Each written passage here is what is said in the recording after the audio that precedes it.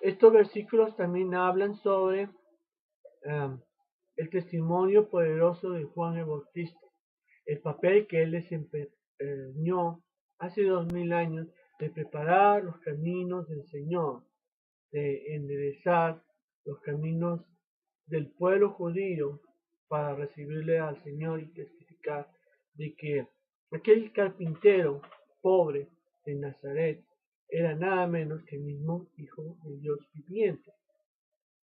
Entonces, Juan el Bautista era un verdadero emisario de Dios, un profeta del arrepentimiento, alguien que podía mover a las multitudes al arrepentimiento, a la reconciliación con Dios.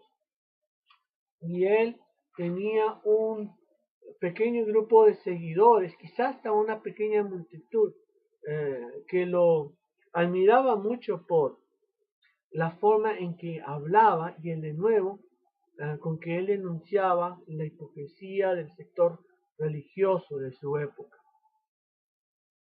La gente pues lo veía como un profeta, ¿no?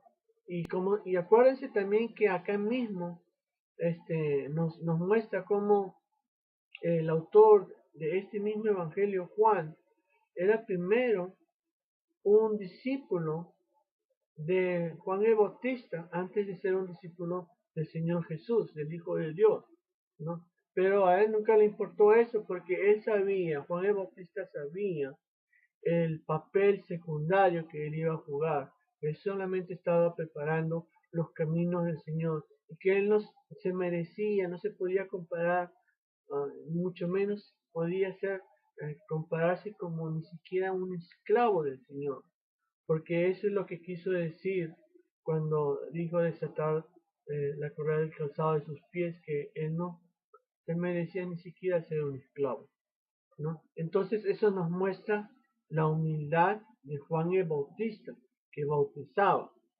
¿no? Como él estaba simplemente cumpliendo el rol de testificar, de presentar al mundo la persona de nuestro Señor Jesucristo. Porque acuérdense, ahí recién el Señor estaba empezando su ministerio aquí en la tierra. Entonces, quizás también porque en aquellos tiempos, cuando Juan el apóstol, se cree que fue más o menos en el año 70 que él hizo esto, una de las últimas evangelios en la Biblia, en el Nuevo Testamento, había todavía mucha gente que rendía una reverencia inapropiada a Juan el Bautista, ¿no? Y la historia de eso, si la desean leer, o mejor dicho, como un ejemplo de cómo había gente que reveraba de una forma inapropiada a Juan el Bautista, está en Hechos 19, versículos del 1 al 7, ¿no? Entonces, para demarcar una línea clara entre la personalidad de Juan, la persona, perdón, de Juan el Bautista y el Señor Jesús, él explica que el mismo Juan el Bautista se consideraba nada a comparación del Señor Jesús. Y más adelante en Juan 3:30 él aclara que era necesario que el ministerio de Jesús crezca, que él creciera, que él mengue, ¿no? Y en su humildad él enseñó realmente que él no era nada comparado a Jesús. Él bautizaba con agua, mas Jesús iba a venir y bautizar con el Espíritu Santo. Eso no significa, como una vez escuché a un pastor hablar, y creo que esto lo mencioné antes y perdónenme la redundancia, pero me molesta mucho como un pastor como que insinúa que los bautistas de nuestro tiempo, la denominación bautista, son seguidores de Juan el Bautista, cuando no es verdad, ellos son seguidores de Jesús, de Cristo, de Dios. Y decían que los bautistas solamente bautizan con agua, pero que ellos bautizan con el Espíritu Santo. Pero acá vemos que el que bautiza con el Espíritu Santo es realmente Jesús, ¿no? Y que si bien es cierto, los discípulos de Jesús tuvieron que esperar la muerte y la resurrección de nuestro Señor Jesucristo para recibir el Espíritu Santo, y los demás cristianos en el día de Pentecostés, ¿no? Eso no significa que los bautistas creen solamente en el bautismo del agua. Uno recibe el bautismo del Espíritu Santo al momento de arrepentirse o cuando se bautiza. Y esta es una experiencia interior personal con Dios. Eso no significa necesariamente que van a mostrar dones divinos, dones sobrenaturales, como se hacían en la iglesia primitiva de Cristo, para validar la palabra de Dios, para enseñar de que ellos eran los hijos de Dios, los cristianos primitivos, los apóstoles del siglo I.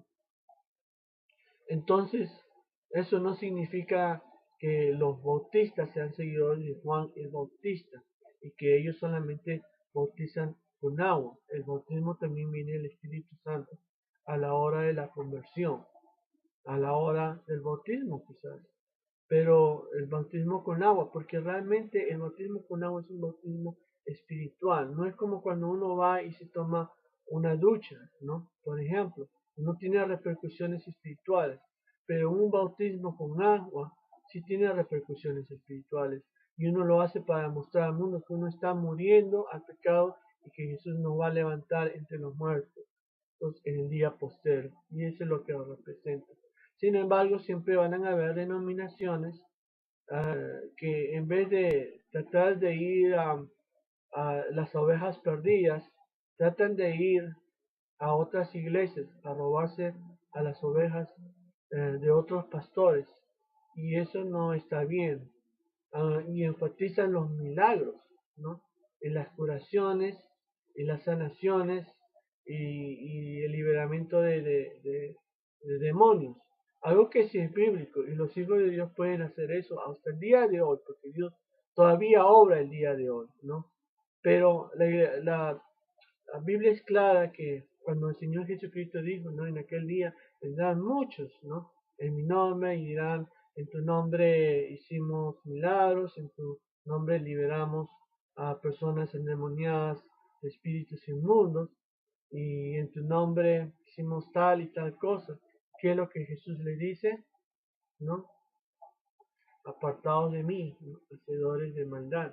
Entonces es posible que personas puedan hacer milagros en el nombre de Jesús y sin embargo no sean hijos de Dios, ¿no? Lo importante no es enfatizar dones espirituales y pedirle al Señor en oración que nos dé tal don o tal don. Lo importante es que Dios nos dé el don que Dios desea darnos para la edificación de su iglesia, ¿no? Y nuestra prioridad no debe ser pedirle a Dios que nos dé ciertos dones espirituales para así poder mostrar al mundo que somos más espirituales que otros. Nuestro énfasis debería ser predicar la palabra de Dios. Y si uno lee los 4 evangelios, uno se va a dar cuenta que el Señor mismo enseñó esto por medio de su ejemplo personal, que él siempre aprovechaba cualquier oportunidad que tenía para predicar el evangelio de salvación, ¿no? Que el Señor bendiga su palabra. Voy a tratar de seguir con estos estudios bíblicos y tratar de hacerlos con brevedad. YouTube solo permite 10 minutos, así que trato de cortarlos en 10 o 20 minutos.